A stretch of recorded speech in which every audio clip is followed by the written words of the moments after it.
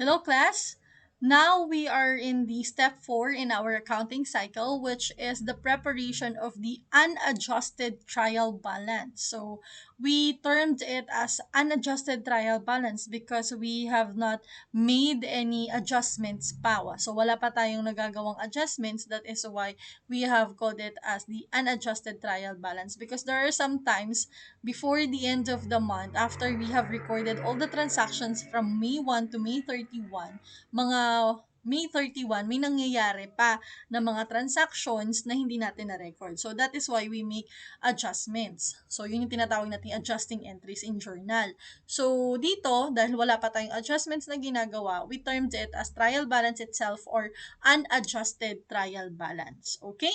So, this is the step 4. Let's start already. This consists of the Wedding Are Us. Weddings Are Us is the name of the company. Okay, the name of the company of Geneva. Diba? Miss Geneva. So, trial balance itself and the date. So, this is termed as of the month ended May 31, 2021. So, we have the account title, the debit, and the credit. So, let's start already. Madali lang po siya, ika-copy lang natin siya.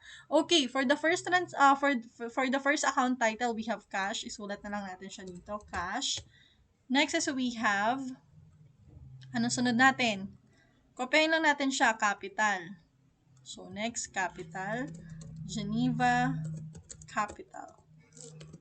Next, ano naman sunod? We have prepaid rent and notes payable. Prepaid rent and notes payable. Prepaid rent, notes payable. Kakopyahin lang natin siya, class. Next is service vehicle and prepaid insurance. Service vehicle,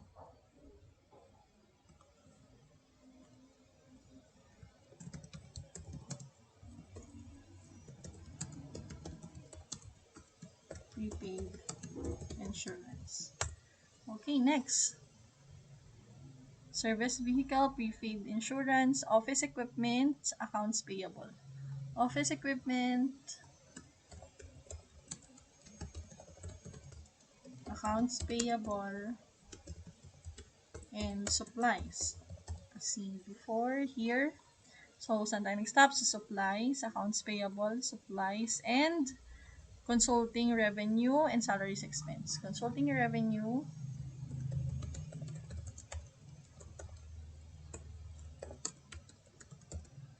and salaries expense.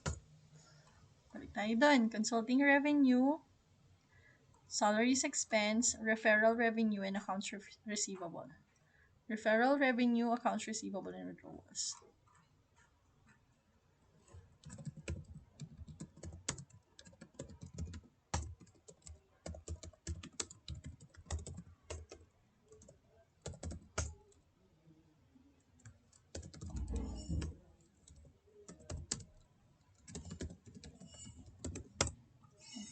Referral revenue, where did we stop? Here.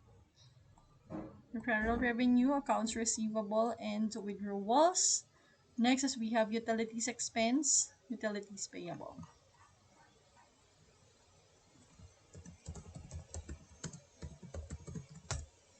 Utilities payable.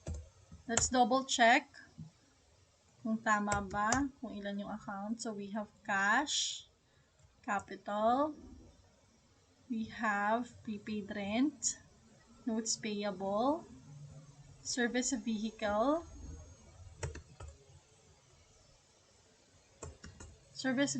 prepaid insurance. So, we have service vehicle, prepaid insurance, office equipment. Office equipment, accounts payable, supplies, accounts payable. Where is it? Accounts payable, supplies, consulting revenue, salaries expense, referral revenue,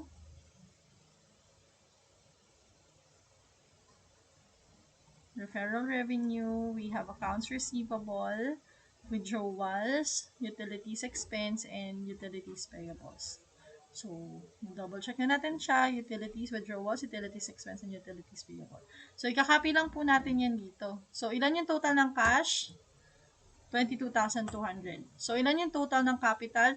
Here, baka magmaguluhan kayo, sabi niyo, ma'am, saan po ba namin siya ilalagay? Sa debit po ba o sa credit? That is the reason why we have the rules for normal balances or what we call as the normal balances. So, tinuro natin siya in our previous discussion, in our previous video about normal balances, kung saan sila nakalagay.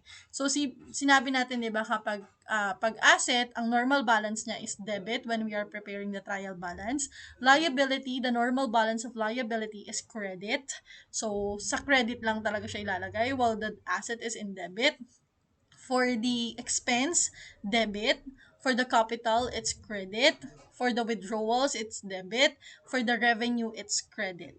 Okay? So, I hope it's clear already. So, pwede nating balikan yung previous video natin. So, about normal balances para hindi kayo malito or may guide kayo on where you are going to put the amount with regards to your account title. Kung saan ba siya ilalagay, debit ba siya or credit. Okay? This has something to do with the normal balances or the normal balances of the account titles. Okay, for the cash, so cash siya, asset, so the normal balance is debit. Okay, 22,200. For the capital, as mentioned earlier, credit natin siya. Saan si capital? Here. Copy lang natin siya. For the prepaid rent, so this is an asset, debit, copy, 8,000. For the notes payable, that is liability, so copy, there. So, copy-paste lang po tayo dyan. Next is service vehicle. So, asset yan. Lagay natin dito sa service vehicle. 420,000. Next, prepaid insurance.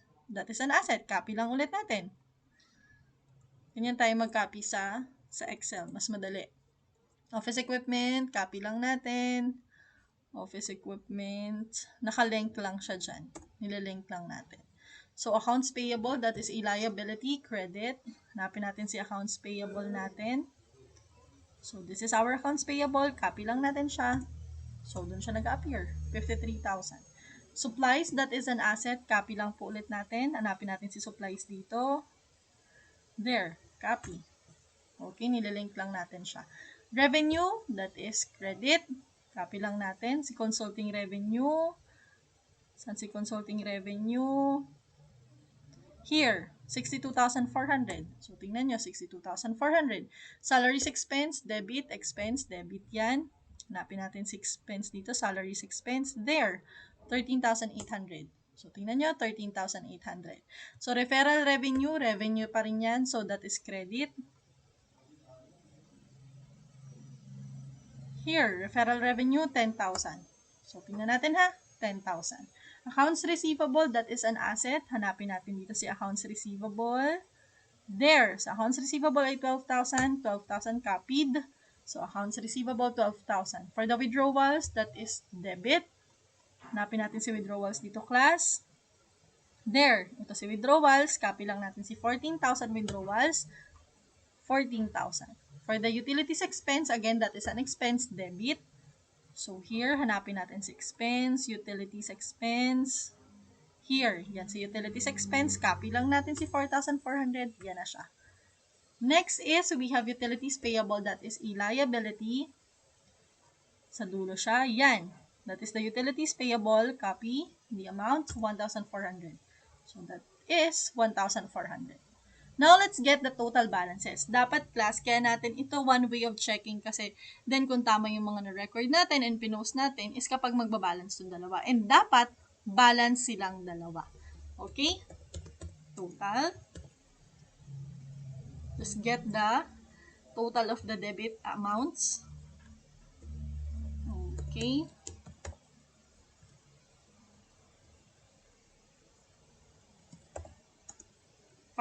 $586,800.